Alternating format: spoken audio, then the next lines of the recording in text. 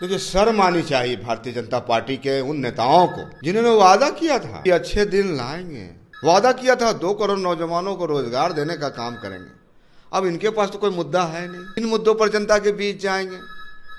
और बिहार के माननीय मुख्यमंत्री नीतीश कुमार जी, बिहार के माननीय उप मुख्यमंत्री जी तेजस्वी प्रसाद यादव जी ने जो संकल्प लिया कि हम 10 लाख नौजवानों को रोजगार देने का काम करेंगे, आज लाखों लोगों की नियुक्तियां हो रही है। पिछले 10 वर्षों में एक भी छात्र को नौकरी देने का काम नहीं किया। आखिर किस मुद्दे पर इन लोगों के बीच जाएंगे? अब इनके पास कोई मुद्दा है ही नहीं। जनता ने इनको पूर्ण रूपेण से 2024 में बेरोजगार करने का मन बना लिया है। अनाप शनाप अनलगल बयानबाजी करके मीडिया में बने रहना चाहते हैं, लेकिन बिहार की जनता महान है। बिहार में जिस तरीके से शिक्षक नियुक्ति हो रही है उसमें आरोपों का सिलसिला लगातार जारी है। ऐसे में बिहार में लगातार कहीं ना कहीं आरोप यह लगाया जा रहा है कि जिस तरीके से शिक्षक नियुक्ति हो रही है उसमें काफी गड़बड़िया है, घोटाला भी हुआ, ऐसा भी आरोप लगाया जा रहा है। जीतन मांझी ने कल अपने ट्विटर हैंडल पर ट्वीट किया था, उन्होंने कहा था कि पैसा लेकर नौकरियां दी जा रही है। ऐसे में चिराग पासवान ने कहा था कि जो बहाली करवाई जा रही है कहीं ना कहीं बहाली के नाम पर बस दिखावा किया जा रहा है। आने वाले समय में इस बहाली को भी कैंसिल कर दिया जाएगा। बीजेपी के नेताओं के द्वारा भी लगातार यह कहा जा रहा है कि काफी घोटाला हुआ है इसमें। ऐसे में नियोजित शिक्षक भी शामिल इसमें हो गए, ये भी सवाल खड़ा किया जा रहा है। तमाम मुद्दों पर, तमाम विषयों पर आज चर्चा करेंगे। हमारे साथ बात करने के लिए मोरवा विधायक राजद से रणविजय साहू है। रणविजय जी, शिक्षक नियुक्ति एक तरफ आप लोग करवा रहे हैं, आपकी सरकार करवा रही है, दूसरी तरफ विपक्ष में बैठे नेता सवाल खड़ा कर रहे हैं, कह रहे हैं जीतन मांझी कि पैसा लेकर बहाली किया जा रहा है। चिराग पासवान कह रहे हैं बहाली नहीं होगी, बीजेपी नेता कह रहे हैं बस दिखावा है, बहाली होगा ही नहीं। देखिए, शर्म आनी चाहिए भारतीय जनता पार्टी के उन नेताओं को जी, जिन्होंने वादा किया था कि अच्छे दिन लाएंगे, वादा किया था 2 करोड़ नौजवानों को रोजगार देने का काम करेंगे। अब इनके पास तो कोई मुद्दा है नहीं, किन मुद्दों पर जनता के बीच जाएंगे? और बिहार के माननीय मुख्यमंत्री नीतीश कुमार जी, बिहार के माननीय उप मुख्यमंत्री जी तेजस्वी प्रसाद यादव जी ने जो संकल्प लिया कि हम 10 लाख नौजवानों को रोजगार देने का काम करेंगे, आज लाखों लोगों की नियुक्तियां हो रही है। तो भारतीय जनता पार्टी पिछले 10 वर्षों में एक भी छात्र को नौकरी देने का काम नहीं किया, रोजगार देने का काम नहीं किया। आज लाखों लोगों की नियुक्तियां हो रही है, नौकरियां हो रही हैं, बहालियां निकल रही हैं, तो हमें लगता है कि इनके छाती फट रहे हैं। छाती तो इनका निश्चित रूप से फट रहा होगा कि जब मौका था इनके पास, इन्होंने जो जनता से वादा किया था उस वादा को तो पूरा किया नहीं। आखिर किस मुद्दे पर इन लोगों के बीच जाएंगे? अब इनके पास कोई मुद्दा है ही नहीं। जनता ने इनको पूर्ण रूपेण से 2024 में बेरोजगार करने का मन बना लिया है। और हमें लगता है इसी के बौखलाहट से अनाप शनाप अनलगल बयानबाजी करके मीडिया में बने रहना चाहते हैं, लेकिन बिहार की जनता महान है।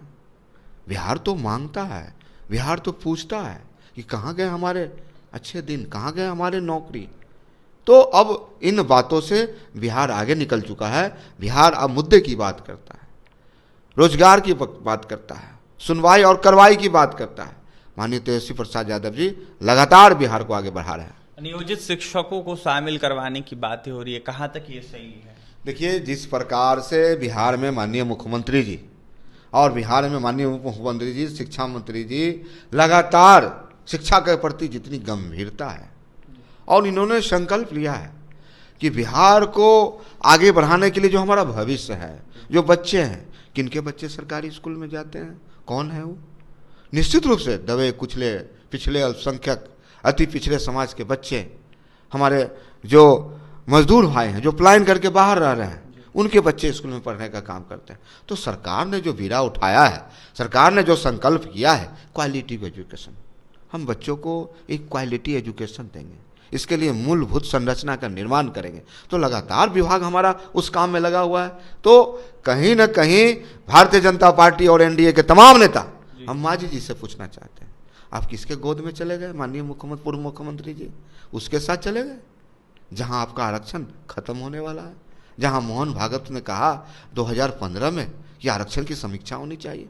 जनता जवाब मांगेगी और पूछेगी, और आपके समाज के लोग खासकर चिराग पासवान जी से कहना चाहते हैं कि आपके पिताजी माननीय रामविलास पासवान जी सामाजिक न्याय के एक योद्धा रहे और बिहार और देश को एक दिशा देने का काम किया है। उस घर में उन्होंने दीपक जलाया जहां सदियों से अंधेरा था। और लेकिन आज किसके गोद में चिराग पासवान जी बैठे हैं? सत्ता के लिए। सत्ता के लिए आप एनडीए के गोद में जाके बैठे हैं। तो आपका समाज पूछता है बिहार में कि आप 2024 के लोकसभा के महासंग्राम में भाजपा और एनडीए को, तमाम लोगों को इस बिहार और देश से भगाना है और लोकतंत्र और इस देश को बचाना है। दिव्यांग अभ्यर्थियों का रिजल्ट नहीं दिया गया। रणविजय जी, दिव्यांग अभ्यर्थी खुद प्रदर्शन कर रहे थे, वो कह रहे थे देखा जाए तो दर्जनों की संख्या में थे, ऐसे में उनको भगाया भी गया। बीपीएससी के पास कल भी प्रदर्शन कर रहे थे अभ्यर्थी, उनको भी कहीं ना कहीं भगाया गया बर्बरतापूर्वक। देखिए, आपके माध्यम से हम उन तमाम छात्रों को हम अपील करना चाहते हैं जिनमें प्रतिभा है, जिनमें टैलेंट है। हमें लगता है कि सरकार आपके प्रति गंभीर है और आप धैर्य रखें। सरकार आपके भविष्य के साथ है और आप ही तो इस भविष्य और इस बिहार के निर्माता हैं।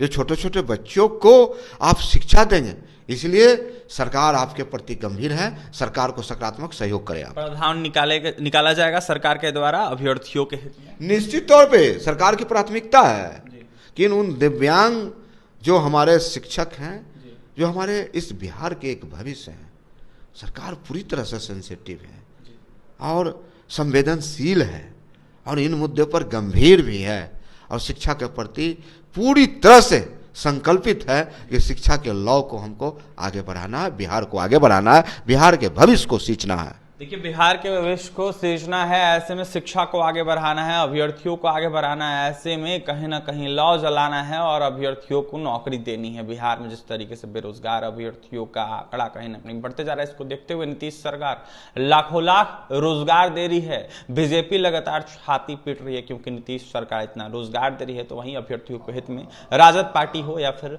महागठबंधन की सरकार हो, लगातार खड़ा है। तो वहीं आने वाले समय में लाखों लाख बहालियां बिहार में होगी। जो अभ्यर्थी छूट गए हैं उनकी भी बहाली होगी, उसको लेकर भी लगातार कहीं ना कहीं कार्य किया जा रहा है। और भी तमाम खबरों के लिए NBC 24 के साथ बने रहें। पटना से सहयोगी अमित के साथ अभिषेक की रिपोर्ट।